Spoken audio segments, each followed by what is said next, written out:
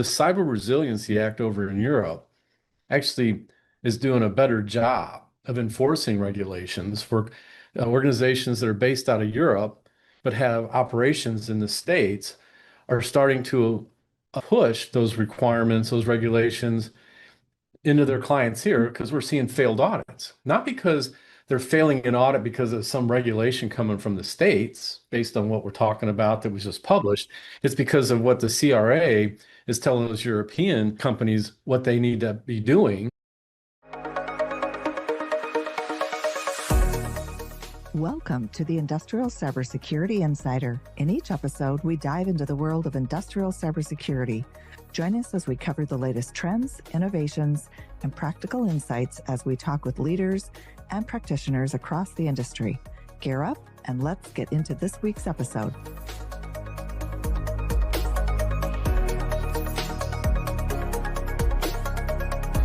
Hi, I'm Craig Duckworth. I'm Dino Buslaki. Dino, what's on your mind today? Well, we could talk about zero trust, right?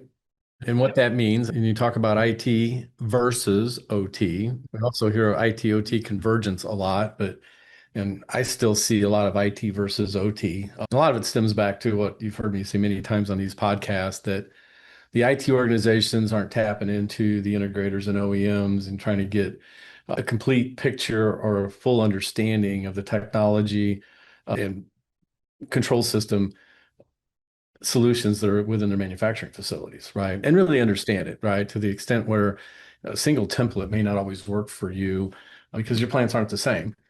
And you're not really interviewing those that are closest to your manufacturing processes and operations. Okay, and I agree 100% with that. And I think that the timing is very spot on.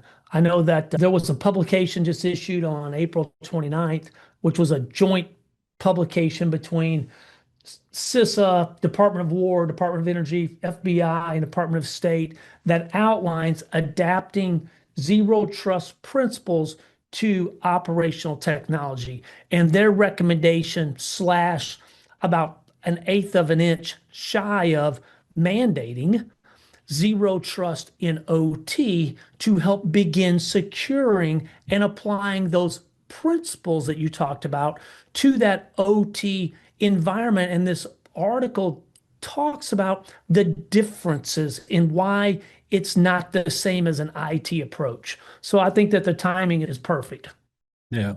And how many OT organizations do you think are actually reviewing that material? My guess, not many of even know it exists, but if you want to reach out to me, I will send you the document.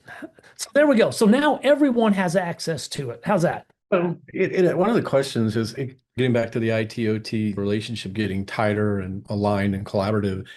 How many IT organizations you actually think read or get their hands on a proposal that's coming from a control systems integration group like ours and what it is that we're pitching to their manufacturing environment?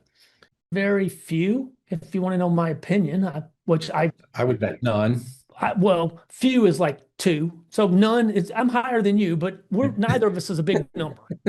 Well, because it would roll back, right? Because if IT was reading those, they would have questions, and those things would roll back to the organization that's proposing this new expansion or line or lifecycle replacement of control systems within your environment that would have some of these requests around zero trust, around cybersecurity, things that IT should be pushing, but it's not making its way to those folks that are actually pitching and proposing control system solutions to their manufacturers. I see them. I even see them in our own proposals. It's a question when you look at the fact that you're going to build a network and you're going to put control systems on it. And for those of you that want to know what control systems are, I would learn what PLCs are. I would learn what HMIs are. I would learn what engineering workstations are, what drives are, robots, motors and pumps, all these IoT or OT assets. Understand what's coming into your environment that's being touched. And none of these principles are being applied to us to meet those requirements, right? So, and we see it with the Cyber Resiliency Act over in Europe actually is doing a better job of enforcing regulations for organizations that are based out of Europe but have operations in the States are starting to push those requirements, those regulations into their clients here because we're seeing failed audits. Not because they're failing an audit because of some regulation coming from the States based on what we're talking about that was just published.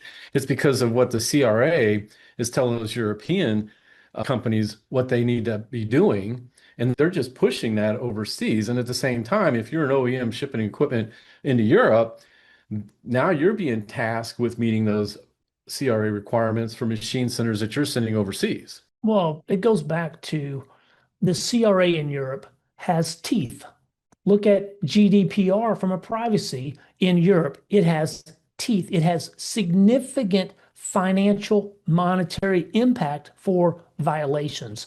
Look at some of the stuff that the US does. There's no teeth behind it. There's no, I guess, reason that businesses should comply because the cost of non-compliance is irrelevant. It's minimal in compared to compliance. Maybe if you don't comply, if the fine was 20x or 1 times annual revenue or something that really hurt organizations, then they would say, I know it's going to cost me $2 million to do this, but if I don't do it, it's going to cost me $50 million versus looking at it the other way and saying, this is going to cost me $2 million to do, but I don't think I'll get caught. And if I do, it's a $50,000 fine. Who cares? Got to look at it that way. Also, in this country, depending on the administration, sometimes regulations ramp up, other administrations come in, regulations ramp down. And I would say in the current administration in the United States, regulations are ramping down, right? So again, back to your point, there's no teeth in it. But if we go back and we look and we touch a little bit on that proposal, and is IT reviewing or looking at proposals for control system upgrades, modifications, whatever? You mentioned the network. In that, there's going to be IT technologies. There's going to be servers. There's going to be switches. There's going to be technology that IT very well may be interested in looking at or understanding, and they're not. No, yeah. I mean, operating systems, the firmware versions. When you think of the OS, you think of what IT goes through to set up an OS, to harden that cybersecurity posture. None of that is being applied to these control systems that are bringing in Windows machines that are landing in your environment. And then sometimes what happens is we find that for those organizations that are using VM infrastructure to run their HMIs and their historians and their OT application servers and their engineering workstations, some of those EDR packages, antivirus, for example, endpoint protection, is being applied after the fact. And then we find that it's being disruptive because it was never really designed and set up correctly to operate in that environment, meaning that IT and OT aren't working together to determine where that disruption may come when a scanning tool fires off because CrowdStrike is starting to scan these machines and it's being disruptive to the communications because it's taking resources to communicate to connected physical systems in a timely manner. And if those connected physical systems do not receive timely communications, what do? They fall. They'll fail safe, right? And all of a sudden now my $100,000 an hour packaging line generating revenue is idle. It's sitting there taking a break. It's having a coffee. And OT doesn't even know why, because they don't know what that antivirus package is doing on those machines, who's firing it off, and when are they really trying to work around schedules to make sure that those aren't impactful? Are they working with the engineering teams who designed and built those things to determine what are the resources required to do that? When's the best time to run that stuff? None of that stuff is happening, right? You're back to IT versus OT, not IT-OT convergence. Right. It puts it back in the silo. So a couple things that were interesting after reading this article, back to kind of the topic here, is in this document, let me see if I can find it real quick. It really talks about some of the differences. And one thing I want to kind of point out is on the IT versus OT segmentation. As you're going through this zero trust in your environment, you're laying in segmentation, it specifically calls out from an OT practice, the primary goal is protect physical processes, provide safety and reliability and prevent disruption versus an IT focus, which is contain breaches, enforce compliance, and manage access. So now you have the, let's call them regulatory bodies that are kind of trying to drive this, are saying, look, safety and availability are a priority in the OT environment. And the approach should be with those in mind, not so much on an IT perspective where you're trying to manage data and enforce compliance. They're recognizing and trying to shift that focus down. Yeah. Well, and the OT world is dealt with that in a couple of different ways, right? One is they set up it and they architect their control systems in such a manner that that stuff never makes its way down to get the visibility to do that because they're protecting themselves for everything you just said, safety, operational integrity, and protect the process. So what do? They put components in place to block that access, right? And we see it all the time, right? Because out of all these cybersecurity tools that are being sold, these IT organizations are buying, and they're seeing a third or less of their OT assets still have huge blind spots throughout the manufacturing environment because they got jump boxes in there, got PLCs with multiple Ethernet cards in them.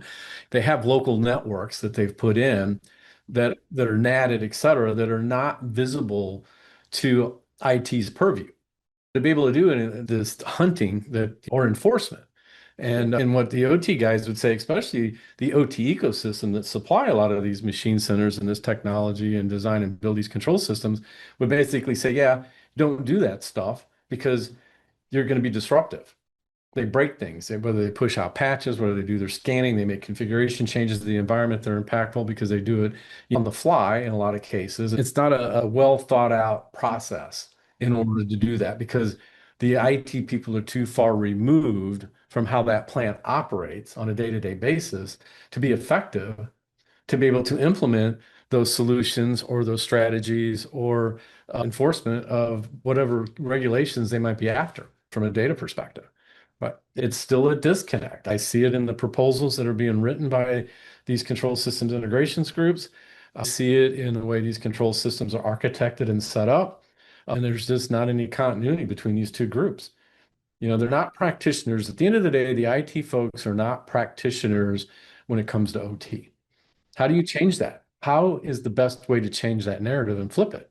Well, again, you have to begin collaboration. You have to start with the end goal in mind. You have to say, okay, here's what we want to achieve. How collectively can we work together to get that? And both sides of that coin get what they need or as close to it as possible from the beginning. And there's some give and take in that process. I was looking at an architectural design of a network a couple weeks ago where the client was looking for visibility and they were trying to figure out how to see their east-west traffic. And based on what they were using, the architecture that they had top-level PLCs with two NICs, like you mentioned. Below that was a set of DLR rings that were invisible to the top layer. And there were the tune of 25 DLR rings underneath that they had no idea, which represented thousands of assets. And they wanted to know why they couldn't get to those because they were architected that way and designed that way when they were installed. Right. So how do you cross that divide, right? That you either have to have OT people who have the inherent skills and experience to drive improving that cybersecurity posture to get that east-west traffic in a meaningful way without being disruptive, right? And that means, again, you have to be connected to that plant intimately, right? Not from 1,000 miles away. I mean, intimately, right? And you need to be part of the upfront design and engineering of those control systems so that you understand what a DLR ring is. I mean, if I talk to most IT organizations, they have no idea what a DLR ring is and what it's used for, how it's set up and what's in place to make that happen, even how it operates, right? Its topology. Yeah, it's a ring. That's your topology, right? What protocols is it using? What kind of switching technology are they using? How does that traffic flow through those devices that are out there with your drives and your PLCs?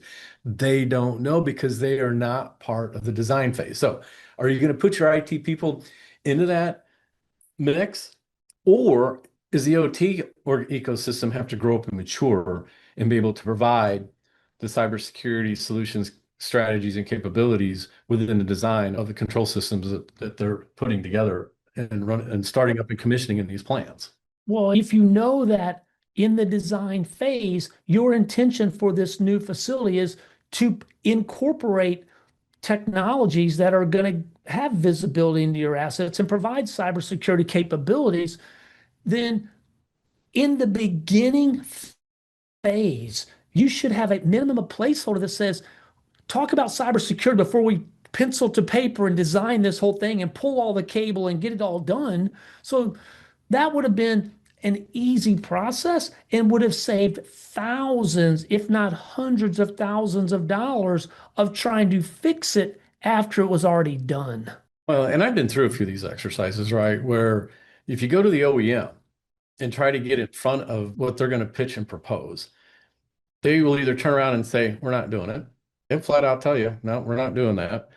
Or that's going to add $1 million to your project. And it's going to take another 6 months or a year, right? On a capital spend, where I'm saying on August 1st of 2027, I plan to be up and running, not 2028 or 2029, working with a party that's not connected to my CapEx project to get it start up and running by August 1st of 2027. And I've seen that. I've seen those go back and forth. And usually what happens is the CISOs and CIOs and the IT, they don't want to fight those battles. They just don't. And so they ignore it, leave it alone, which is typically what they see. Because if they were really trying to push their way in, they'd be calling organizations such as ours to say, here's what you have to design and build as part of this new packaging line that you're going to put in this plant. And that's just not happening. It's just not. And I would argue it because you're looking at one of the largest food and bev system integrators in North America, and we have zero calls from CISOs and CIOs. Zero. Well, hopefully, if we kind of circle back around a little bit to the zero trust and trying to layer in that into the OT space, hopefully this will facilitate some of those conversations. Hopefully they will take this and begin making those phone calls and going back to their Rolodex and asking their OT counterparts, hey, I know we got like 8 manufacturing sites. Who does our work down there? Because we don't have any people. Who's doing our control work? Who's helping us when our stuff breaks? And then maybe pick up the phone and call and ask as they're trying to figure out micro-segmentation, trying to figure out how to implement this down in that control layer, because it's not going to be as easy as it is on the IT side. Well, zero trust OT, an OEM would say, well, don't connect it to anything. That's zero trust for them. And then you turn around and say, well, how are you going to support me? But you have to have remote access. I'm not going to stay down for a couple of days, wait for somebody to fly out to this plant in the South 40 of Nebraska to get me back up and running. No, you provide remote access for them to do that. And if you don't do it, they're going to put it in themselves, them in the plant to get it done. Long story short, everything's connected. They'll lie to you and say, yeah, it's not connected. Because they'll say, because I got a PLC and they're acting as my segmentation device. And at the end of the day, IT doesn't own that asset. Yeah, they can say our company owns that asset. No, your OT people own that asset at the end of the day. They are the asset owner. And they're going to determine how to best manage and control and administer and support that. Right. And they're the ones that don't have the cybersecurity skills. They're the ones that don't have the budget. They don't have the resources. They don't have the expertise. They don't have the relationships with the vendors that supply this technology. They don't have any of that stuff. And so how are you going to build that? You're going to have to tap into the OT ecosystem to find those practitioners that have the practice, that have the resources, who have the partnering relationships, who understand zero trust, who understand how to improve your cybersecurity process, understand security frameworks, right? OT's been left to their own devices for far too long and been forced to figure it out, make it work, come up with a solution. And we see it all the time from IT saying you can't have access to the internet in the plant. The plant says, I need it for this. Here's the 45 hoops you got to jump through to get it. Plant manager picks up the phone, calls the ISP, they pull in a separate line, they run it, and it's in there. And then IT comes to turn it off, and the plant manager's like, go ahead, turn it off. The whole plant goes down. Call the CEO, see what he thinks. And it's there for years. Or they'll put in a Cradlepoint cellular modem. Yep. And so is that zero trust, right? So it all sounds really good in theory, but in practice, how are you going to get there, right? At some point, you got to get all liars in the same room and really try to work through this, right? And we're just not witnessing that. Personally, I don't think a lot of IT leaders really want to own it at the end of the day. I just don't think they do. When you have a CISO whose tenure runs between 18 and 26 or 28 months, they're short timers. You got 40 plants in your fleet. That person is never going to figure this out. I don't care how smart they are, or how connected they are. They're never going to figure this out in that realm. Well, and the advice of this briefing from CISA and the FBI and everybody else is, and they talk about methods to do that. And one specific thing that they talk about is this is not a rip and replace scenario. We don't believe that's the right approach. We should layer on the zero trust, provide micro-segmentation, and use what you have today. I got to think, Dino, there are some significant challenges with that approach. Not that it's bad, but it's not just going to be a check a box. So give me some advice. How would you approach, if you have a plant let's pick a nice young one, 20 years old, and you're trying to put in some zero trust and some micro segmentation, and the goal is you can't rip and replace everything you have, which you wouldn't do anyway. How would you approach it? Well, I was talking to one client last week and trying to determine, they failed an audit. It really came because of the European CRA stuff, because they're a European company, have operations in the States. They failed the audit. My first question to them is, well, how much visibility do you really need in your plant? They go 100%. And I'm like, all the way down in the level one, any device connected to the network, right? And then my next question is, well, tell me about the OEMs that you have, that you're going to have to, and you've got dozens of them, that we're going to have to sit down and you're going to have to review your contracts to determine how do you keep from becoming null and void, and trying to implement changes in that environment that they will turn around and say, well, you're going to void the contract for our support. You're on your own. And so you have to wade your way through that. This particular client, their stuff has been out there so long that their warranties had expired. Now they have free reign to do what they want. But again, you're talking about stuff that's 20 plus years old, right? And still generating revenue, building the widgets that they build, they sell. So you have to get through that, right? And then you're going to get your asset inventory. You really want to understand how your network's put together, because in a plant, there's no singular network owner. You have one from an IT perspective that owns the business systems in the plant, and probably if there's an IDMZ, they own the top half of that IDMZ. Then you get into there, and if you have a plant that's, let's say, 1 million square feet and got hundreds of process area cell zones and lines in it, well, now you're talking about dozens and dozens of different networking solutions that are in that plant, right? Like the DLR ring we brought up, right? I mean, how many networks do we go into where that level 2 network, the control network, is just a flat layer 2 unmanaged environment, right? Right. A lot, right? And the question is, are you in the winner or the loser bucket, right? From a government perspective. So all that stuff that the feds are pushing out on what you should be doing, are you a winner or are you a loser? Because they pick winners and losers. We saw that during COVID. Which businesses can stay open? Which businesses got to close? Who's the government going to cater to on who they think should really be paying attention and doing this? Critical infrastructure? Yeah, but how good are they at it? Yeah. Well, critical infrastructure is already mandated for zero trust, and now they're recommending in OT across other areas. Yeah, but how many municipalities do we come across, critical infrastructure, water, wastewater, and power, that are still not even close? I got the number. Yeah, right. That's exactly. So you can say whatever you want, but if you're not going to put teeth to it, it doesn't matter. At the same time, this is a very small community when you think about OT cybersecurity.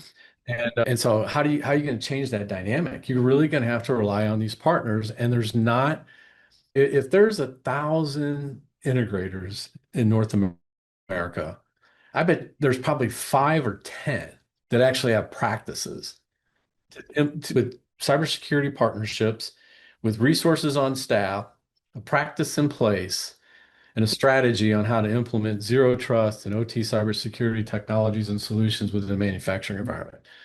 Not very many, No, very few, very very few. few, right? And so, as a CISO or a CIO, it's your job to find out who they are.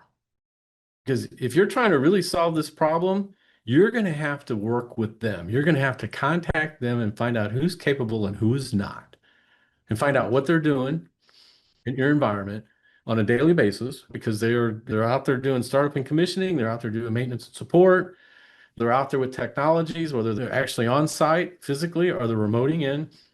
You need to get your arms around that. And if you're not willing to do that, then you just stick to your business systems and call it a day. Yeah. And those CISOs, those organizations, when I read through this adapting zero trust document, it's extensive. There's a lot of stuff there. There's like four little bullet points. Why it matters. Back to this topic. Why it matters. Zero trust is now the operational baseline for critical infrastructure where properly adapted for industrial systems. It explicitly rejects rip and replace. We just talked about. Designed for environments where cyber incidents can cause physical damage, safety incidents, or severe disruptions. Again, back to the OT space, and validates OT realities, including legacy systems, safety first principles, and passive monitoring. Again, IT organizations that are going to try and adapt this are going to have some struggles, and the OT teams that are already tasked with 600 other jobs that are not getting paid for 590 of those are not going to want to figure it out. They're going to need help. They're going to need guidance. And we and other organizations can be that support system to do that. There's no reason to do this by themselves. Yeah, yeah. And it's not so much trying to talk about what our organization does. It's how do you build a strategy that it's going to encompass all of this, right? And it's very difficult because it's been going on for a while. I mean, this is not a new thing, and OT's been at it for quite a while, doing what they do, and they've been successful at it per se. But I would also say that a lot of manufacturers have a lot of unplanned, unscheduled downtime due to disruptions with the environment that they can't quite put their fingers on, right? And losing millions and millions of dollars a year into a black hole in the middle of their plant because they shoot from the hip when they make control system changes. Or IT has got enough hooks into the environment that they're disruptive doing the things that they're doing, right? Round peg, square hole, because they don't realize that scanning the network at the wrong time of day can be very disruptive to the plant, or implementing an IT cybersecurity tool that's pounding the crap out of my control system environment and being disruptive, right? Or at the same time, just ignoring things that are shutting my plant down, right? Why is my filler not running correctly? Did somebody put a rogue asset in here? Did somebody make a PLC change? Do I have malicious IPs in the environment? I mean, as an OT company getting ready to walk into a plant, I'd like to know if you have malware in here. Can you demonstrate to me that you don't have malware in your plant? What tool are you using? What data do you have to show me that this environment is pristine and clean? And nobody, right? And I'm going to touch your network. I'm bringing technology in. I got 20 guys showing up over the next 6 months with their own laptops. They're going to plug right into your network to do programming of control systems. And you don't know what's on their machines. Nobody's looked at them. And they're connecting right into your space. And they're setting up remote access. And they have remote access on their laptops. that they're bringing in, these engineering programming workstations, and you're not chasing any of that stuff, right? The question is, are you? How you can get to zero trust when you look at what I just described? And this happens every day, all day, in all these places. Now, you can fall back to critical infrastructure and say, well, our practice and policies are different. But if I ask those same questions, what answers would I get? Right? Again, prove to me that you don't have malware in your environment. You can probably do that. In IT, you can do that, right? You can do that. You got the tools to do that. You have the inventory to do that. That's something that a CISO could pull up really quick in a report and show, hey, today we're good, right? They can't do that on the plant floor. And so how are you gonna get over that hump when you've got 50 integrators and OEMs involved in your 50 plants? Yeah, it's a tall hurdle. We could have this conversation for the next 5 days and not touch on the top of it. So, but I think that for those that are listening, if you haven't seen the report, get your hands on it. Email me. I'll get you the report. You can get it on our website. We'll make the report available. It's a public report. Look at it.